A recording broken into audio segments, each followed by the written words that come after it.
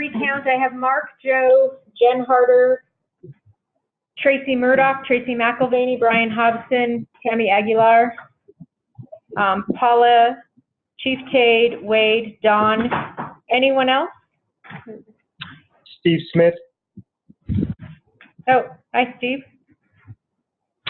Bill Malone. Hi, Bill.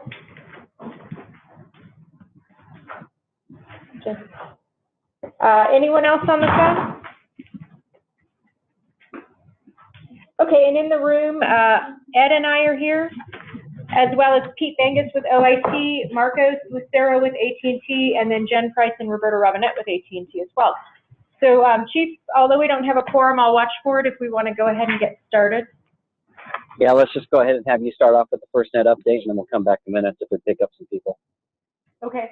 Do you want to start recording it just for the sake of it? Is recording. Okay, it just for some reason didn't say. See? Okay. So welcome, everyone. We will come back to the minutes. We're going to do a slight flip on the FirstNet update. We'll talk about the board meeting briefly in about 15 or 20 minutes, but we actually have the pleasure of having Brian Hobson, who's the head of state plans for FirstNet, on the phone, as well as Jen Harder and Tracy McElvaney, who work in the CTO office based out of Boulder, to talk with us specifically about updates to the state plan portal. If you all saw, hopefully via email yesterday or Tuesday, excuse me, that the portal was updated. However, it has not triggered the governor's official 90-day decision because we're still waiting for information from the NTIA on the construction grant. And anybody from FirstNet or AT&T, correct me, feel free to correct me if I'm wrong. But in the interest of already having this meeting, we thought it'd be a great idea to have Brian step through the updates to the portal for the benefit of all of you who are in fact approved portal viewers as well. So we are going to stop the recording at AT&T. Chief, we have had the commissioner join, Bob Pfeiffer, Joel Estes, Carl, so we could definitely go back to the minutes. All right, let's go back to the approval of the August 2017 meeting minutes. Everybody should have a copy. Does anybody have any corrections to the meeting minutes? Hearing no corrections to the meeting minutes, would somebody like to make a motion to approve the August meeting minutes? This is Carl. I'll make that motion. All right, anybody want to second that? It's Bill Malone. I'll second it. All right, it's been moved and seconded. Bill, you're not a governing board member. Sorry, we have to have a governing board member. Oh, whoops. Joel Estes, I'll make the second. All right, thanks, Joel. So it's been moved and seconded. Any objections? Not hearing none. All in favor of approval, say aye. Aye. Aye. All opposed, same sign. All right, August meeting minutes have been approved, and let's go back to the update, Kim. Okay. So to quickly step back on the FirstNet board meeting, there was a meeting last week in Boulder on the 13th and the 14th of the committees and of the board. Primarily, they approved their budget for fiscal year 18, federal fiscal year, which starts on October 1st, and I believe they actually decreased their budget by about 13% operationally. They also displayed a number of milestones associated with the network, program management, chief customer office, et cetera. And Tracy Murdoch, are you still on the line? You are, I think. Okay. I sure am. Yep. I had one question for FirstNet. They talked in the chief customer office about engaging with agencies and supporting events, both planned and unplanned, but there wasn't a milestone associated with how the state consultation process will continue in an opt-in situation. And I noticed in the portal there's a number of points where there's discussion about consultation around the ongoing development of the network. And so I was wondering if FirstNet perhaps had milestones, they just didn't float up to displaying to the executive board, or if there was any discussion FirstNet was ready to have about, in an opt-in situation, how those conversations will continue to look, especially in light of the fact that we believe SLIC-P 2.0 is going to continue to fund governance activities. So Good question, Kim. Yeah, we'd be happy to take it later too. But. Well, we can do both. I'll give you the Highlander. The answer is that we're working to develop that process, but each state seems to be approaching the post-decision differently. Some states are not really being involved. They want to just defer that to the agencies, and some states are being very proactive. So I can work with you as we develop that process and what works best for you going forward. Okay, so we'll just take that as an action item for this group to discuss and determine as we step through our decision process in the next 90 days. Thank you. Sure. On the next bulleted item, we already did that comparison. You guys all understand the timeline, which should be triggered as soon as the governor is notified by a certified letter soon. And then, Chief, the other action item we'll need to take to discuss with this group, whether it's in the next meeting or we convene a special call, is to review those 25 additional sites as well. So we can talk about that at the end. But. Okay. On the state assumed RAND planning update, we did receive the 2 RFP responses, the phase 2 responses last week from Rivada and Macquarie. They included full network and cost proposals. We have a group of 7 stakeholders, a few governance body members who are scoring those, and we will be convening that group to make a final decision about whether one of those plans meets all of Colorado's requirements and is a viable option. And that'll be the second week in October.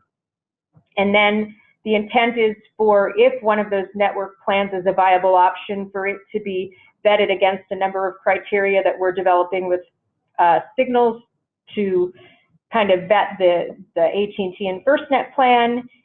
So we can kind of do an apples and apples comparison and provide that information to all of you, the governing body, to consider in your recommendation to the governor. So that's where that stands. Any questions on the alternative plan RFP?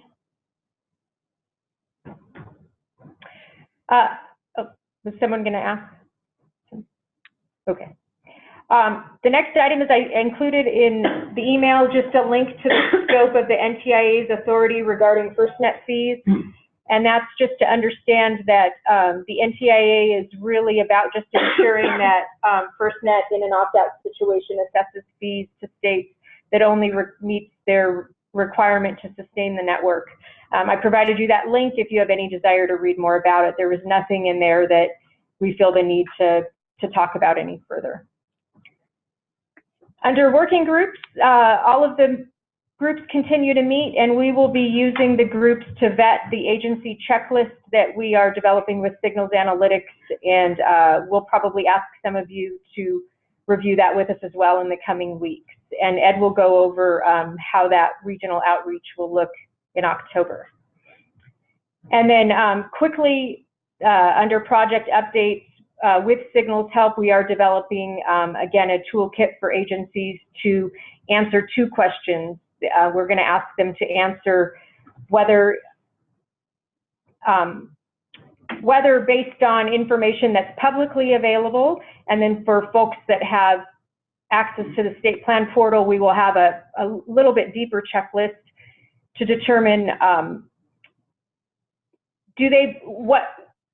what information is synthesized in the state plan for them. We will answer questions around, does it talk about security? Does it talk about applications and devices, coverage, cost, that sort of thing?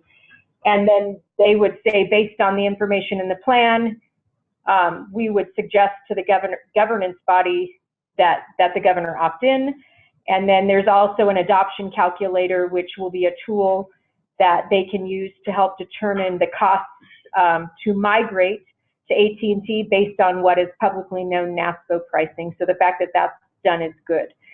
The other question we will be asking, really more around the adoption calculator, again, it's general information only, is at what point in that 4.5 to 5 year period, based on everything that's publicly available, would an agency perhaps consider adopting AT&T and FirstNet in an opt-in situation. And we, of course, will share that information with them as well. So, Can I make a comment on that? Yes. So while NASPO and NPP.gov are good vehicles to point to give a general understanding, as is your adoption calculator, I'm happy to work with any specific agency or department to do a really detailed cost and analysis and comparison for the agency, so they'll know what exactly their costs will be. Will that include agency architecture costs or just device and services? I can look at the full gamut. Okay, so we will absolutely include that in that calculator, that capability is available for you guys to provide your contact information. So if they want to get more detailed, as they can negotiate with AT&T, they understand that immediately. Yeah, it can become as refined and granular as they'd like it to be. Okay, great. We will ensure that they have that information. Thank you. Yep. So that's all I have on the FirstNet update. I'm trying to step through it quickly. Does anyone have any questions?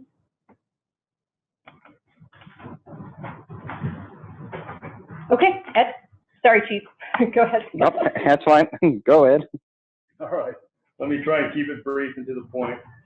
So we just completed our meetings with CCI to give them an update. That last meeting was last week.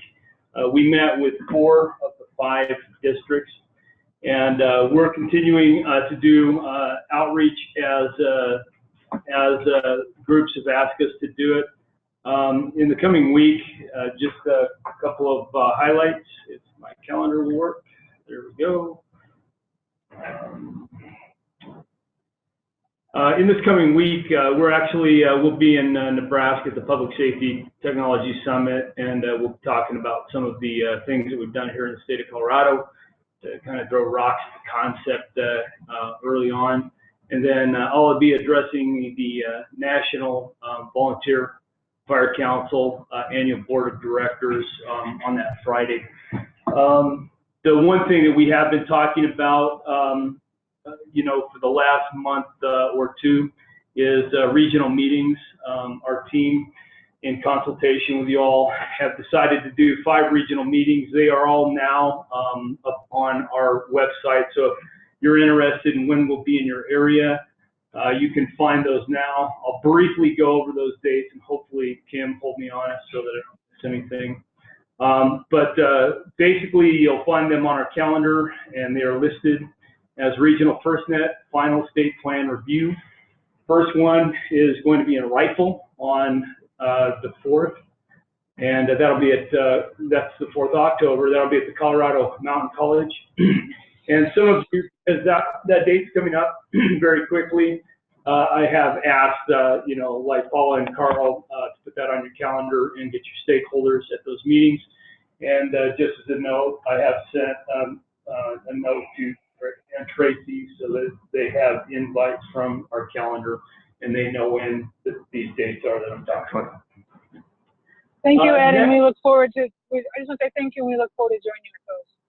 Good, and if there's any problem, Tracy, I might have gotten your Gmail account. Just shoot me an email and I'll make sure I send it to your official email. But I think I have all that corrected. Actually, I think you did because I didn't get it to the FirstNet today. But all right. We'll check, but thanks. It should be corrected now. In this, there's going to be 5 regional events, and then I'm just going to go through them chronologically. The next event is actually going to be a webinar. We'll have 2 of those. We'll have additional ones if we need it. Before I forget and get too far, each one of these meetings, even the regional meetings, will have a webinar presence because we want to make sure that as many people can be engaged, will be engaged. So even if a person can't physically get to us, and we've tried to strategically put them in an area where somebody could drive to it within a couple of hours. But if they can't, they can come on the web. We have a specific webinar that will be on the 11th of October. That'll be from 10 to 12. And again, that'll just be via the web. Moving to the next event, we'll have another webinar that will take place on the 16th of October from 1 to 3.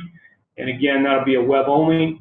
If you are in the area on the governing body or one of our stakeholder friends and you'd like to come in, let us know, and I'm sure we'll have some room for you. The next meeting that we'll have is going to be on the 17th. That's October 17th. That'll be in Fort Morgan at the Morgan Community College on Barlow Road. And again, you can find that. We'll have some Eventbrite invites go out too, as well as some other things with the newsletter, so you can go in and let us know if you're going to be at the event. And then our real busy week is going to be that fourth week. And we'll start out the week here in the Denver metro area. We will be at the West Metro facility off of 3535 South Kipling Street. And that meeting is going to be on the 24th from 10 to 12. And so those of you who are in the area, we'd love to see you there. Our next meeting will be on the 26th, and that will be in the South Fork area. I've been working with specifically San Luis Valley as well as the Southwest, and we picked out dates where they knew that many of their members could be, so that should be pretty well attended. That'll be at the Rio Grande Club and Resort, and the address is on the web. And then the last meeting that will be the face-to-face meeting is going to be that Friday in Pueblo, and that is October 27th. That'll be from 10 to 12, and we'll actually, our team will catch that one as we're coming back from South Fork. And again, you can find all these on the web. And then just let me quickly say that the newsletter, Tim and I discussed the high-level items that we need to get out to you. So look for the newsletter next week. And again, from this point on, everything is going to be just stuff that is, more than likely actionable. So if you would take the time to read that and make sure that you go through that. We will have all these dates that I've just mentioned and some other key information that you'll need to get out. Nothing's changed really in the website and the marketing and training, so I'll just leave it right there. Do you want to mention that training, the just general LTE overview? Yes. So contractually with Signals Analytics, we had some trainings that were contracted, and we're going to have one of those events up in my neck of the woods. FirstNet Colorado LTE overview and training will be at Station 2 at Evergreen Fire Rescue at 1802 Bergen Parkway, and Emil will come and he will impress us with his knowledge about the LTE technology. Be a real good opportunity for those who really don't understand the differences between LMR and LTE to come and just get some new information, or those of you who it's been a while since you've been to IWCE to get a refresher on what that's going to look like for public safety and basically how it differs from LMR. Yeah, no, just to complement what you said, it's similar to the trainings we held regionally a year and a half ago, and it's meant solely to be on the technology. It has nothing to do with the program or the plan or anything. It's just how it works, because us first responders, sometimes this technology stuff goes over our head. I'm finished, Chief. All right. Hey, Joel, you have any updates on AdCom? Steady as she goes, Chief. We're just in a holding pattern right now. All right. Legal issues. Kim, did Brian give you anything? The only thing I wanted to share, Chief, is that the FCC shared the final portion of the report and order on their procedures for review of a state opt-out. A couple of items that they specifically talked about is that their two-prong testing will be based on the interoperability report published in 2012, and the FirstNet matrix that was published as a portion of the comments will be considered a reference document. A couple of items that they said they didn't have purview to be involved in were whether there could be core-to-core interoperability. They deferred that to the NTIA, and they also, our governance group, if you recall, we made a comment about AT&T, desiring AT&T to demonstrate interoperability as the other half of the entity to be connected to, and the FCC said that was not within their purview as well. I provided a link to that if you have any interest in reading it. That's all we, let me comment, Chief, quickly on the SMLA that Brian mentioned. So we have been in touch with Tracy at FirstNet, and she's working through their internal processes for us to do an initial legal review with Ken Feldman and his group. And then if we determine that it needs to be shared beyond with the governance body, additional governor's office staff, then we will communicate that with FirstNet and move forward. But as Brian mentioned, that's a sensitive document, but we are going to be, the program's going to be looking at as it relates to just a full picture of opt-in and opt-out. So. Okay, great. So we're on to old business. And I assume that's you, Kim. No old business to speak of. There is some new business that's occurring out there in talk amongst the states and industry. We were made aware of it during our Western regional meeting that occurs with the SPOCs, that there's some industry folks who do not have an official relationship with AT&T, like Motorola, GD, Sapiens, and Inmarsat. And there were some concerns about ensuring the way open standards will be enforced according to the legislation through FirstNet, and then on to the partners of AT&T, especially around the apps and device spaces. And so we just wanted to make you all aware that that conversation is occurring both with industry and with national public safety organizations, to ensure that there's fair competition and that we don't end up in the kind of same pickle we did with LMR, where one entity had 85% of the market share, which impacted the devices and apps, well, in LMR, not the apps, but the devices that were available, and really the inability to implement an open standards approach. So as that conversation percolates, and perhaps, and I believe to FirstNet, to speak well of FirstNet in the state plan portal, they indicated their updates include calling out, ensuring agencies understand that they plan to keep things open and fair. That's one of their roles from an oversight perspective. So they are aware that the conversation is occurring, and then as we hear things publicly, we will share them back with all of you. So. FirstNet, do you have anything to add to that? I don't mean to put you on the spot, and I know I'm only sharing what I've heard publicly, so. Yeah, Kim, this is Brian. I'll add a little bit. We definitely want to make sure we're committed to open standards, and we fully understand, you know, some of the challenges that the public safety community has dealt with in the past, and we don't want to fall into those same traps as well. And really, where the open standards, we want to make sure we engage with mission critical push to talk as we evolve to that process, or into that offering. The two push to talk solutions that we mentioned in the portal and that are available today are added over the top type solutions, and recognizing that they are not that they're there for users to adopt as they see fit and use. So we're definitely committed to the standards approach, and as we get to mission critical standards in particular, we want to make sure that we're implementing an open architecture and adopting standards. Thank you, Brian. That's the only old and new business I have, Chief. I don't know if anybody else does. So I think under new business, then we should probably discuss the 25 additional sites, Kim. Okay. And I think probably the best way to do that, so everybody has a chance to kind of review them, is you have your notes from that meeting about where they would be to send that out to everybody. Obviously not for dissemination outside the governing body. And then let's set up a separate call for that, so everybody can have time to take a look and see where they're proposed and then their thoughts on it, versus just trying to rush it in at the end here. Okay. And this is Tracy. Just as a comment, maybe Marcos wants to, or Kimmy wants to call in. When we talk, I'm not sure how detailed your notes are, but I just want to draw attention to the sensitivities, and then how that information was presented with a side meeting there on Monday. So I don't know, Kimmy or Marcos, any concerns with that?